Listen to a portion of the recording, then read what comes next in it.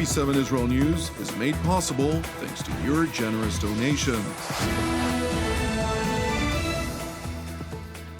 Shalom and good evening. This is TV7 Israel News, broadcast to you from Jerusalem. And in today's top stories, Israel awaits the names of 4 female hostages that are due to be released tomorrow as part of the deal with Islamist Hamas. The IDF will maintain its presence in Lebanon beyond the ceasefire's 60 days outline. The Al-Qaeda-linked HTS ruler of Damascus reiterates his demand of Israel to withdraw from Syrian territory. Qatar is due to relay to Israel the names of 4 female hostages who are supposed to be released tomorrow.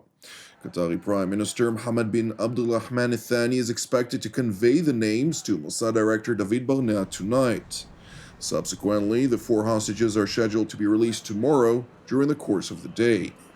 And while the IDF is actively preparing to receive the 4 hostages tomorrow, IDF Chief of General Staff Lieutenant General Herzi Halevi, accompanied by ISA Director Ronen Bar, visited the northern Samaria city of Jenin, where they held a situational assessment and seized the opportunity to praise the commanders and troops who were involved in the elimination of 2 of the 3 terrorists who carried out a terror attack in Al-Funduk village in which 3 Israelis were murdered some 2 weeks ago.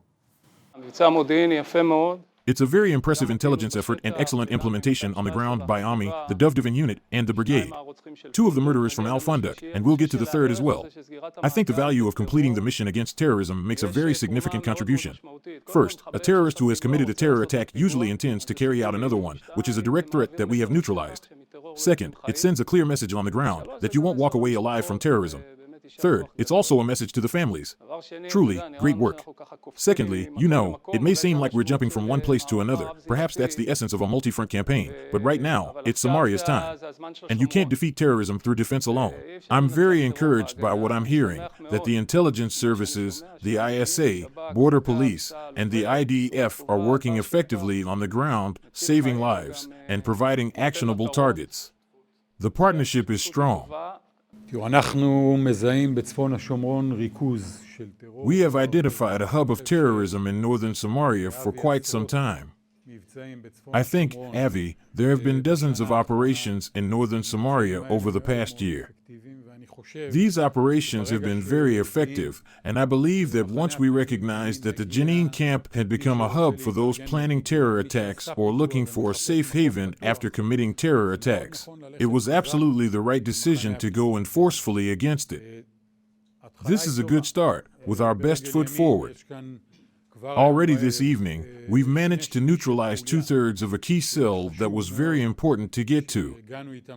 2 of them were killed, and as Ronan said, I am confident we will reach the 3rd. I hope we can get to him very quickly as well. We need to be prepared to continue in the Jenin camp, maintain pressure, and simultaneously do other things. I think that the plans going forward are very correct. It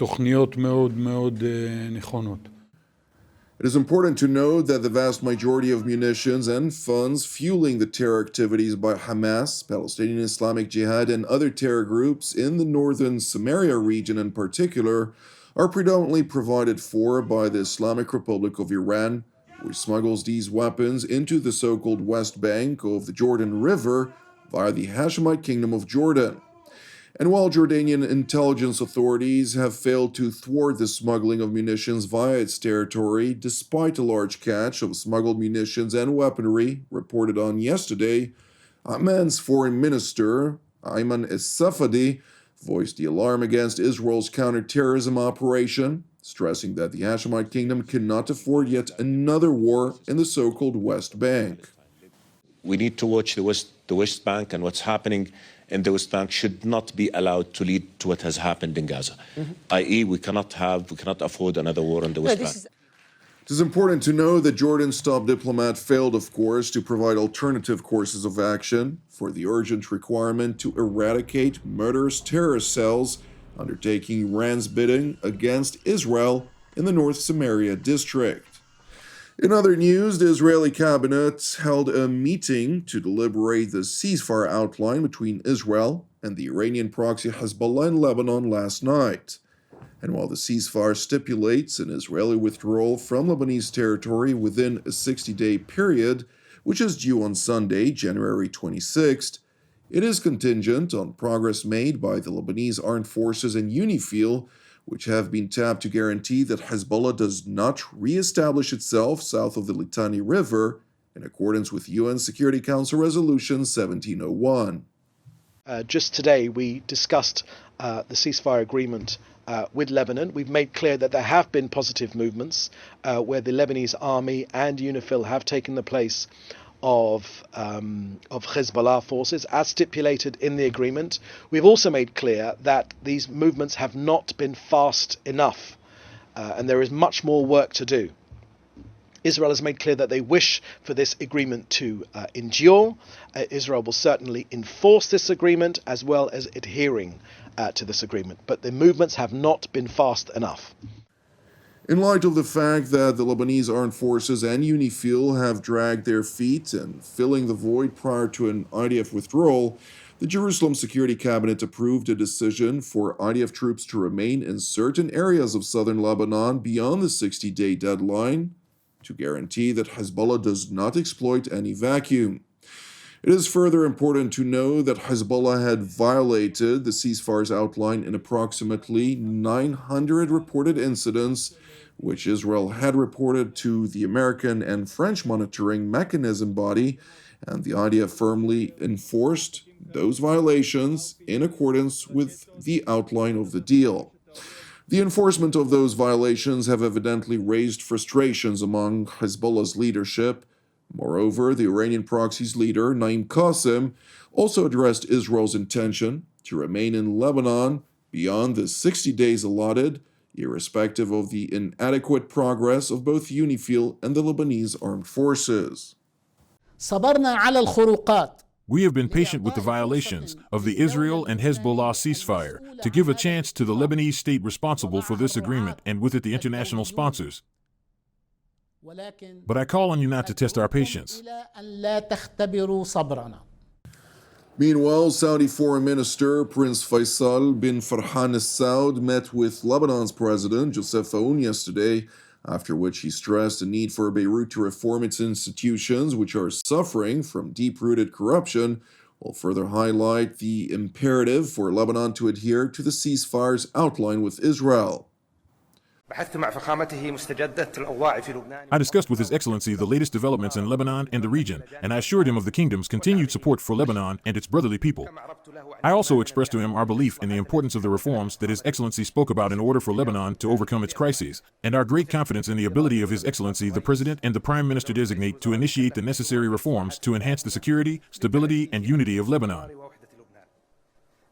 During my conversation with His Excellency, I also touched upon the importance of adhering to the ceasefire agreement, which includes the complete withdrawal of the Israeli occupation forces from Lebanese territory, and I stressed the importance of implementing Security Council Resolution 1701 and the related international resolution.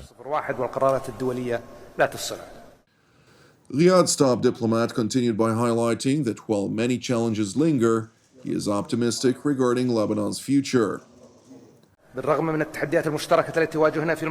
Despite the common challenges we face in the region, the kingdom looks with optimism at the future of Lebanon in light of the reform approach that came in the president's speech after his inauguration, as implementing these reforms will enhance the confidence of Lebanon's partners and pave the way for restoring its natural position in its Arab and international environment.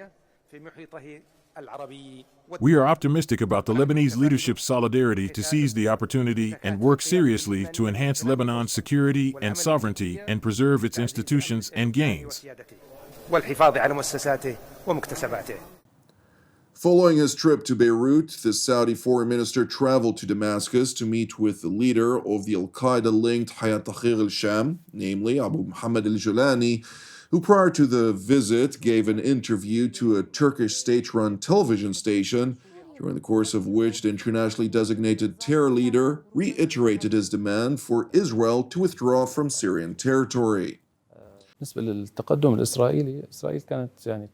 Regarding Israel's advance, Israel was looking to advance into Syria because of the presence of Iranian militias and Hezbollah. After the liberation of Syria, I believe that this pretext has been withdrawn from the Israelis, and there is no longer any need for an advance into Syrian land. What are the means? I believe that Syria today has just come out of an exhausting war, and there are many diplomatic means, and we have spoken to a lot of countries on the issue, including Tayyip Erdogan, as well as all the Arab countries, and all the Western countries, and there is a consensus against an Israeli advance. We are using legal methods during this time. We have sent a letter to the United Nations where we mentioned we are committed to the 1974 agreement and are ready to receive the United Nations forces to be in the buffer zone between us and Israel, and are ready to protect these forces and deliver them to their official positions. But there has been no response so far from the Israeli side, and we will continue to exert pressure on them through international consensus against the mistake of an Israeli advance.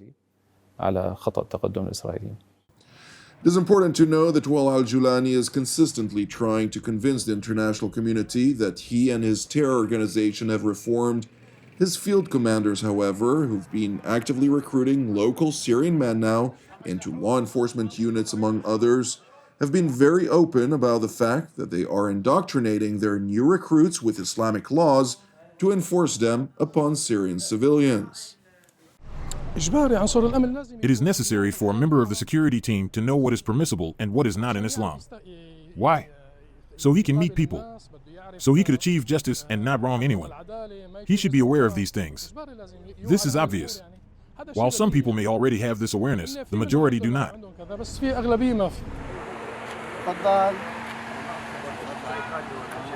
The more religious a person is, and the more morals he has, he will do the job properly.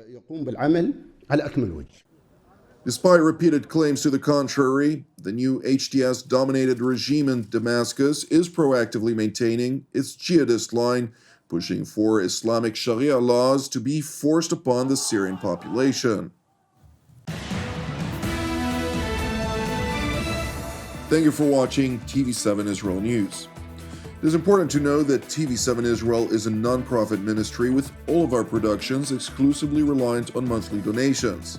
Therefore, I would like to thank all of you who proactively support TV7 Israel. And note further, if you're blessed by the content of our programs, I would like to encourage you to donate. You can do so via our website at www.tv7israelnews.com. Separately, as ever, please pray for the peace of Jerusalem and salvation of Israel. I'm Jonathan Hassan wishing you a Shabbat Shalom u'Mevorach, and God willing, we will see you during our next update. Until then, Shalom from Jerusalem.